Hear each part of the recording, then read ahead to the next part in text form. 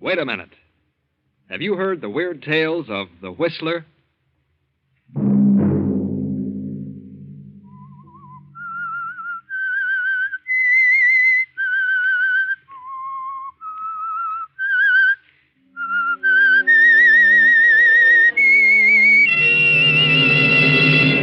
I'm the Whistler.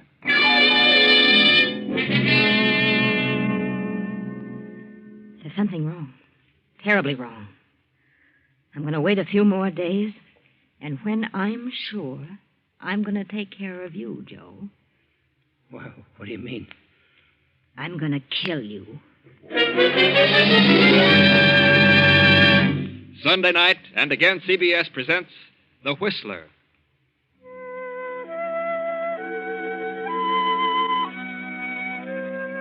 I, the Whistler, know many things, for I walk by night.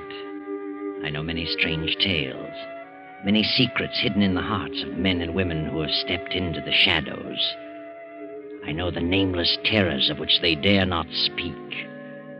And so tonight I tell you the bewildering story of Mirage. Fred Adams is an attorney, a promising young attorney. Fred is a specialist, for his practice has been limited to nightclubs and bars. In other words, Fred is what is called a mouthpiece. He steps gaily down the street tonight, unaware of the two men leaning against the black sedan parked in the shadows between the lampposts. Hi, Fred. What's your hurry? Huh? Oh, hello, Joe. What are you and Mike doing in this end of town? We're waiting for you, Fred. Thought you might like to take a little ride. Ride? Yeah, the boss wants to have a little talk with you, Fred. Well, not tonight. I'm busy. Got an appointment. The boss would like to talk with you, Fred. Get in. I told you I'm busy. I'll drop around tomorrow. What are you so busy about, Fred? How'd you like a poke in the nose? Get in the car, Fred. Let go of me, you hood. We ain't kidding. Get in. What'd you two guys do without a gun? Get in. Okay.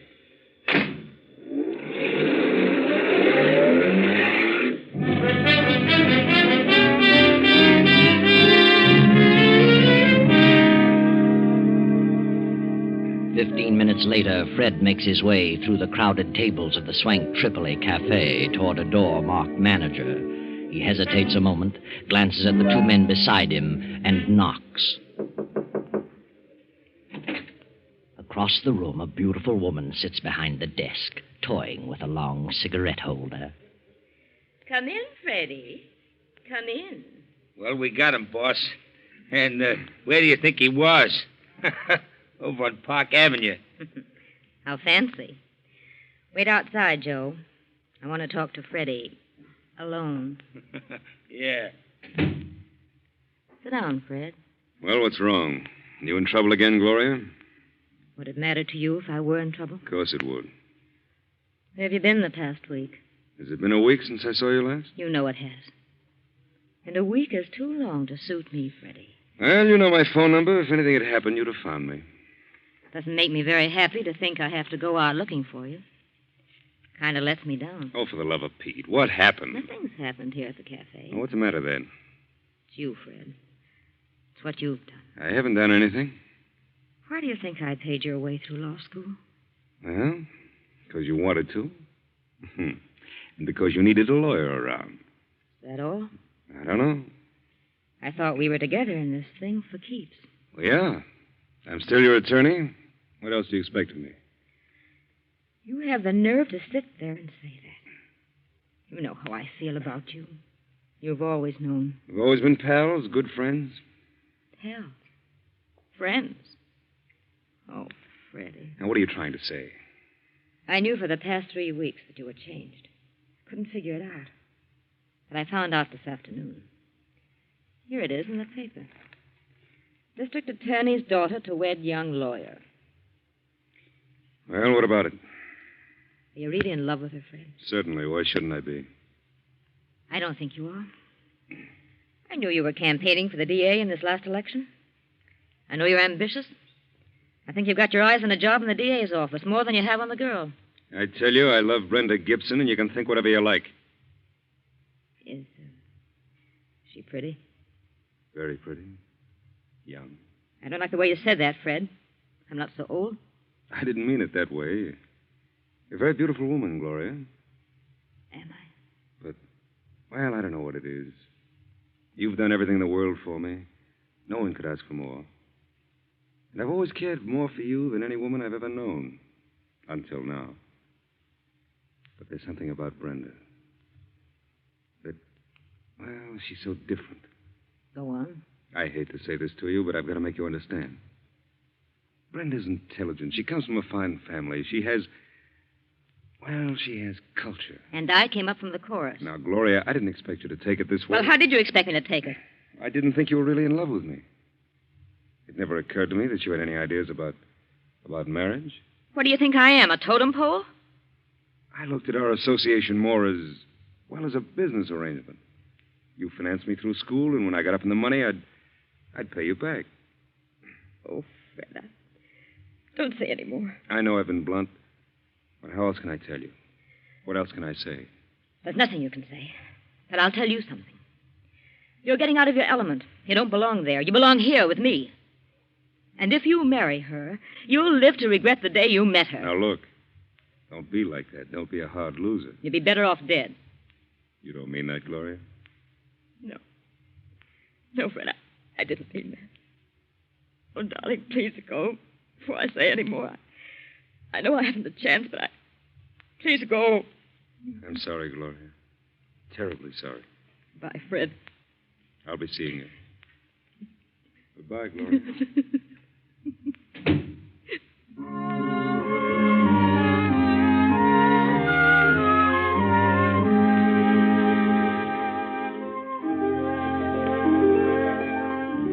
Now, a week later, the papers are filled with stories and pictures of Fred and Brenda and the district attorney, and parties and dinners and teas. Read them, Gloria. Pore over them. Mr. and Mrs. Frederick Adams this and Mr. and Mrs. Frederick Adams that. Read them, Gloria. Read them and weep. Meanwhile, on a train to Miami. And Fred, darling, after we spend a few days in Miami, we can fly over to Nassau. Father has a place there, and I know some wonderful people. We can have a great time. Fred? Oh, what did you say? Snap out of it, darling. We're on our honeymoon. Yes, Brenda, I'm sorry. I know we're going to have a swell time. My sister Nella's spending the summer at Nassau. Why didn't Nella come home for the wedding? She was to be your bridesmaid. I told you, dear, you can't always get transportation just when you want it these days. After all, Nella's your only sister. She could have made an extra effort. What are you thinking about? Oh, business. Business? What business? I was thinking about my new job. How did your father happen to make a place for me in the DA's office? I suppose he thinks you're a capable young attorney. Did you ask him to appoint me? Well, I may have had something to do with it. Yeah. Oh, I wanted you to start out right. You don't mind, do you? Certainly not. It was swell of you. I only hope I can make good. You will. And who knows, maybe you'll be the district attorney yourself someday. I hope so. At least I'll break my neck trying. Oh, let's forget about everything for the next 2 weeks, but us. Oh, I love you so very much, Brenda. Darling, I'll spend all my waking moments trying to make you happy. Thanks, dear. You'll never regret the day you met me. What did you say? I said you'd never regret the day you met me. Oh. I should say I won't. Not a chance in a million.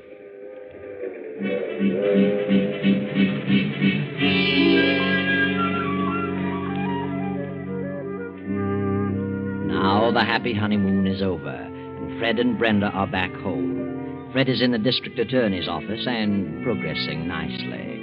But Gloria, poor Gloria, still sits in her office at the Tripoli and broods over her fate. She scans every item in the society columns, searching for news about Fred and Brenda. And every item, every picture nurtures her resentment. And her resentment slowly turns to hate. And finally something snaps in her mind and she begins to harbor thoughts of revenge. Yes, revenge. Joe! Joe! Yeah? What are you yelling about, Gloria? I wasn't yelling. Close the door. Sure sounded like yelling to me. I said I wasn't yelling. Okay. I apologize. No, sit down. Oh, look, Gloria, what's eating you? Why don't you get out of this office? Go out and visit with the customers the way you used to. Why should I? Well, they all miss you. They're all asking, where's Gloria? I run out of excuses. I didn't call you in here to talk about the business. Well, maybe not, but I thought it was time I said something. Where's the evening paper? I didn't get it. Why not? Oh, look, Gloria, snap out of it, will you? Why don't you quit hunting for news about Fred? You're only driving yourself nutty. Fred was a nice guy, but he's gone. He's married. Forget him. I can't. Well, you could try. Not as easy as that. After all, he ain't the only man walking around. There's one or two others, you know. Yeah? Well, there's one guy in particular who might get your mind off Fred if you'd give him a chance. Yeah? Who? Well, I know I'm not as good looking as Fred, and I ain't got his fancy manners. But I like you just as much as he did. Probably a lot more. Sorry, Joe. At least I wouldn't walk out on you for any other dame. If you did, I wouldn't blame you. No? No. I'd blame the other woman. She had no right to take him away from me. He belonged to me. Oh, Gloria, please forget it. No, I won't. I can't. I've made up my mind. Huh? What are you thinking? Where's your car? Outside? Where's your gun? In my pocket? Some people are giving a party at their country place tonight for Fred and his wife. But, Gloria... But Fred was called out of town on business. They're giving the party anyway. And she'll be there. Brenda will be there. So what? We'll wait for her. And follow her when she leaves. Wait a minute. Nothing doing. I ain't bumping off no woman. Sit down and shut up. You're crazy. You're gone absolutely nutty. I'm getting out of here. You're driving me to that house. I won't. No? I wonder if the police would be interested in knowing who killed Lefty Hammond. Gloria, you wouldn't. Wouldn't I? Well... Okay. You win. Better. Go get in your car. I'll go out the back way and meet you in the alley.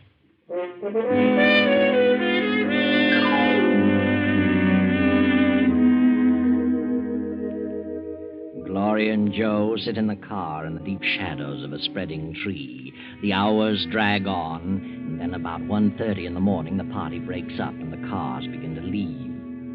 Finally, Brenda comes through the gate, driving her own coupe. There she is.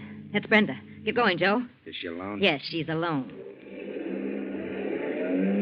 I sure wish you'd change your mind. Don't get too close to her. No, I ain't got nothing against her or Fred either. What good's this going to do you? You wouldn't understand. I think you've gone off your beam. Maybe you're cracked. Shut up. I'm not crazy, if that's what you mean. That's what I mean. Drop back a little. They say crazy people never think they're batty. You might feel different about this in the morning, Gloria. Maybe you ought to see a doctor. Oh! Cut it out. Cut it out. Where do you get off slapping people? Move along. You're losing her. Well, lay off that rough stuff. Or I might decide to change my mind about the whole thing. Nah, you won't change your mind. It'd be funny if something happened to you. If anything happens to me, there's a letter in my safe that tells all about you. So you better see that I get back to the AAA. Okay. I was only kidding. Yeah. We're coming along to that long stretch now. No cars behind us and none coming. Step on it now. Run her off the road. Now, run her off in that ditch.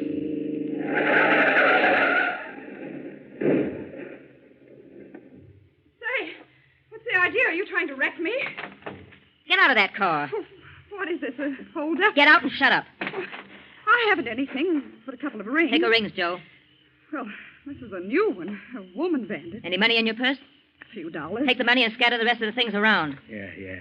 Now, ruffle up her hair, Joe. Muss her up. You take your hands off me. Oh, have a heart, Gloria. Okay. I muss her up, but good. Look, Are you? Stick your hands. What's the meaning of this? You've got what you want. Why don't you let me alone? I'll let you alone, Mrs. Adams. Who are you? Start walking. What? Start walking off through those trees. I won't. Oh, stop. Get moving. What are you going to do? See to it that you don't do any more chiseling in, Mrs. Fred Adams. I don't know what you're talking about. Walk. Let her have it, Joe. Now, what are you stolen for? You missed her. Give me that gun. Well, and that's the last of Mrs. Adams. She's dead. Yeah. There's your gun. Now, let's get out of here. Oh. Well, what's the matter? What are you waiting for? I'm kind of dizzy. Kind of sick. I can't drive, Gloria. You better drive. And I thought you were experienced at this business. If I hadn't seen you do it, Gloria, nobody in the world could have made me believe it. Nobody.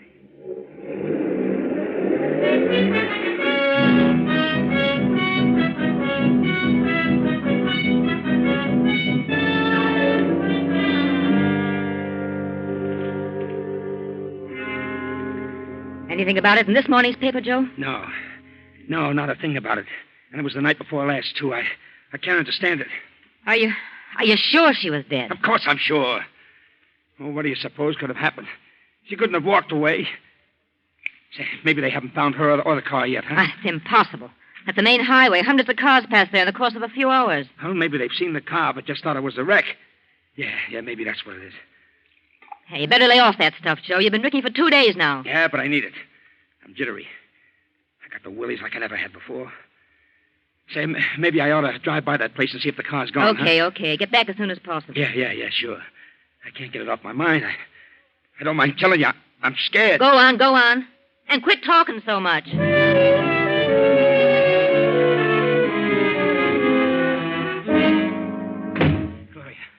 Gloria, I went out there. Yeah, well, I know. What did you see? Nothing. The car was gone. I looked all around for the spot. There wasn't a sign of anything. No trinkets, no blood marks, no nothing. Well, then he must have found her. But why don't they say something in the papers about it? If they just said something, I could stand it. It's driving me nuts. Are you going to lay off that stuff? No, I ain't. I need it. I don't need it. Yeah? I don't know what you're made of, but whatever it is, it's sure tough. I never knew a woman could be as tough. I'll never forget it as long as I live. You're a jellyfish. I can understand one guy rubbing out another one for doing something against the gang, but I never thought I'd see a woman do a thing like that. And for no good reason. There was a reason. And shut up. I couldn't have done a thing like that. You could have turned me in first. There she was, laying there covered with... Shut up. It's funny, this stuff don't seem to have any effect on me. It's just like some water. Get hold of yourself. Poor kid. I never felt so miserable in all my life. Did you get the late papers? Yeah. Here you are. Well, anything in it? No. Not a word. Hey, maybe we didn't do it, Gloria. Maybe it was just a nightmare. No, we did it all right. And proper. If I don't hear something soon, I'll go crazy. Hey, wait a minute. Huh? What is it? Did they find her? No. Well, what do you know about that? Well, what is it? What is it? Look at this picture. Holy smoke. It's her. It's her and Fred. Mr. and Mrs. Fred Adams attend the races. When? Yesterday. It isn't possible. But it's her. I know it's her, Gloria. How could she? She's dead. Hey. What's the matter? Maybe it's her. Her ghost? Don't be silly. I'm getting out of here. I'm leaving town. Look. You're in the other paper. Huh? Day before yesterday. Fred Adams and wife attend tennis match. And another picture. What could this mean? Or did they say something about it? You see, Gloria, it's getting you down, too. Oh, please, Gloria, let's pull out. It's uncanny. I can't believe it. If it's in the papers, you gotta believe it. Did you double-cross me, Joe? What do you mean? Did you have blanks in that gun? Blanks? I'd certainly hate to get hit with what I had in that gun. She's dead, I tell you. Well, she better be. What'll we do? We'll wait. That's all. Just wait. Okay. But I don't think I can stand it, Gloria. I'm going to pieces.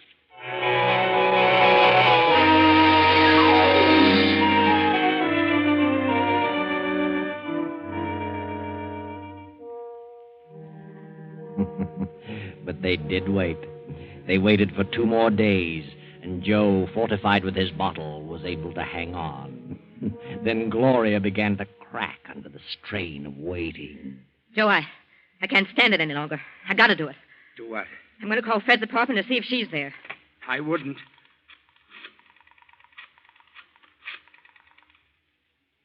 Hello? Is this the Adams apartment? Is Mrs. Adams there? An old friend from out of town. Yeah, thank you. She's there. Holy gee.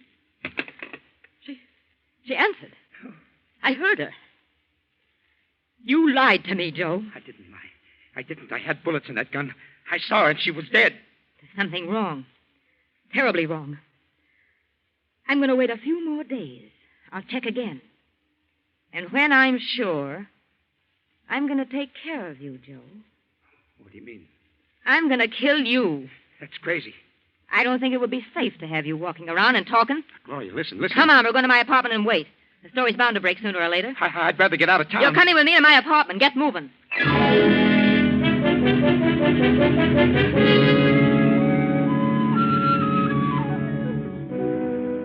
Then 3 more days of sleepless waiting. The tenseness grows and grows. The suspense is almost stifling. Poor Joe can neither sleep nor eat, and Gloria becomes pale and drawn.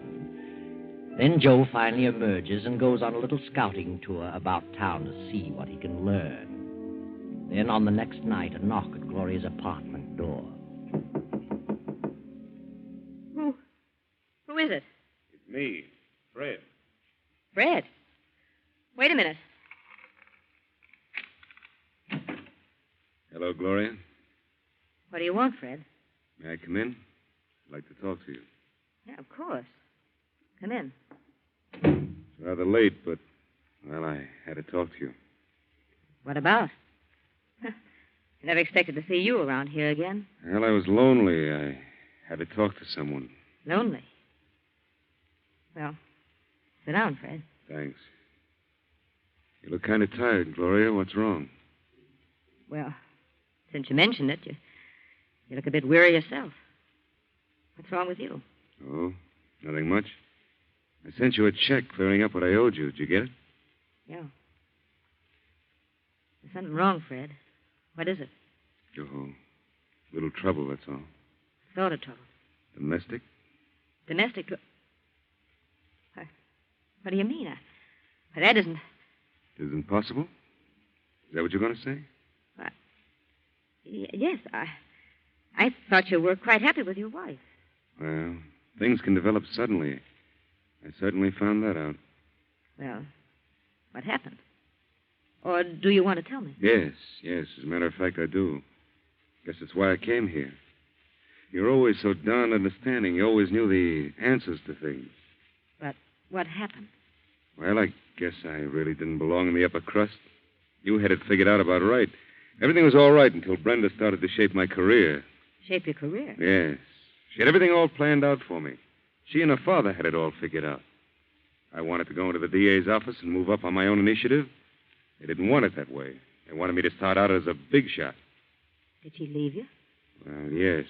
We just agreed to disagree. Oh. Well, where's she now? Her father's place, I suppose. When did she leave? Yesterday? Yesterday. Are you sure it was yesterday? Of course. Why do you ask that? Well, no reason, I suppose. I just can't believe it. It seems a shame.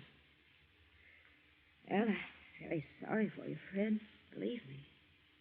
I know how you feel. I was let down with a dull thud once. Were you? You should know. Oh, Gloria, I was such a fool. You were right. I should have listened to you. You could see what was coming, and I was too dumb to realize it. Have you forgiven me? Yeah. Yeah, Fred. I'd have to forgive you. I love you so much. I've never been able to forget you for one single moment. I'm sorry, Gloria. Terribly sorry. Fred, I got a strange feeling. I don't know what it is, but I've got a feeling you're not telling me the truth. What? You mean you don't believe me? There is something you haven't told me. What is it? Why, nothing. I've told you everything. I don't believe you, Fred. All right. Gloria, I'm in a tough spot. Brenda hasn't gone away. She's dead. Dead? What on earth do you mean? Yeah, she was found dead beside a car a number of days ago. The day after we had a nasty argument, but I didn't do it. There have been many threats against the district attorney and a member of his family. It may have been any one of a number of persons.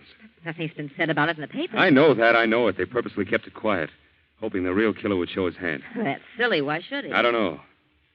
Oh, darling, it's all a mess. I'm completely worn out over it. I know they suspect me. I don't know what to do about it. Gloria. I seen her. Who? She was standing under the lamppost at the corner. She spoke to me. She said, "Hello, Joe.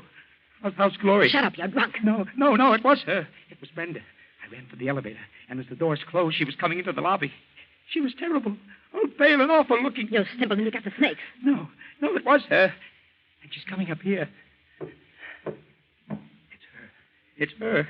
I don't want to see her. I can't look at her. I can't stand it. Joe, turn on the lights. I won't. Turn on those lights. Never mind the lights. I can see you. All three of you. Brenda. What do you want? So you're Gloria. Yes. Yes, I met you for the first time not many nights ago. On a deserted highway. Joe, it is her. Come out of the corner, Joe. I can see you. Joe, the man who pulled the trigger. I didn't. What do you want? So, Fred, you were in on the plan, too. You wanted me out of the way because of Gloria. You were back of the whole thing. No, Brenda, no. I had nothing to do with it. You decided you'd made a mistake, that you wanted Gloria. I didn't. I swear I didn't. Tell him, Joe. Tell him how you shot me down. You had the gun. Tell him, or I'll... No. Keep away from me. Don't touch me. I'll tell. I didn't do it. She did it. Gloria did it. I couldn't. I didn't have the nerve. He's lying. I didn't do it. Go ahead, Joe. Spill it. I ain't going to take the rap for this. Gloria went off her beam when you married Brenda. She went crazy with jealousy. She knew about that party, and she made me drive her out there. We followed Brenda and then ran her off the road. She tried to make me do it, but I couldn't. I fired wild, and Gloria grabbed the gun from me and let her have it. He's lying. How did she make you do it? She threatened me. She's got something. Shut up! I don't care. She can tell what she knows about me, but I can prove that she killed Brenda. How can you prove it, Joe? I wore gloves. I still have the gun, and the only fingerprints on it are Gloria's. You dirty little... I figured she might try to double-cross me. What about it, Gloria? All right, I did it. I shot her. I couldn't stand it any longer. Turn on the lights, Joe. Hey, she ain't dead. It's her. Brenda ain't dead. Good Lord. Oh, yes, Brenda's dead, all right. Quite dead. What is she? You'll find out, Gloria. What a strange quirk of fate. It was your money that caused all this. It was you who put me through law school so that I could defend you. But now, I'm sorry to say I'll be forced to be your prosecutor. Sorry, Gloria. Terribly sorry.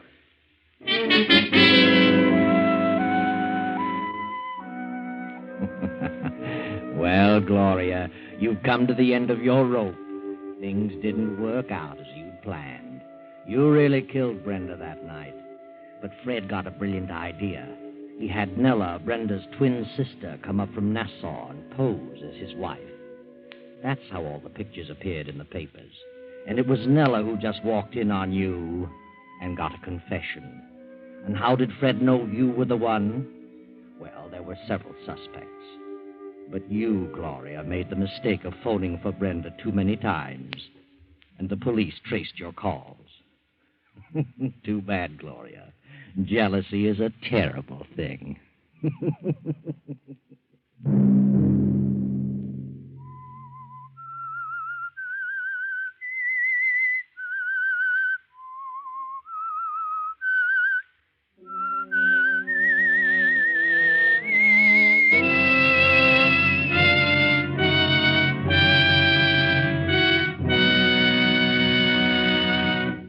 CBS has presented The Whistler.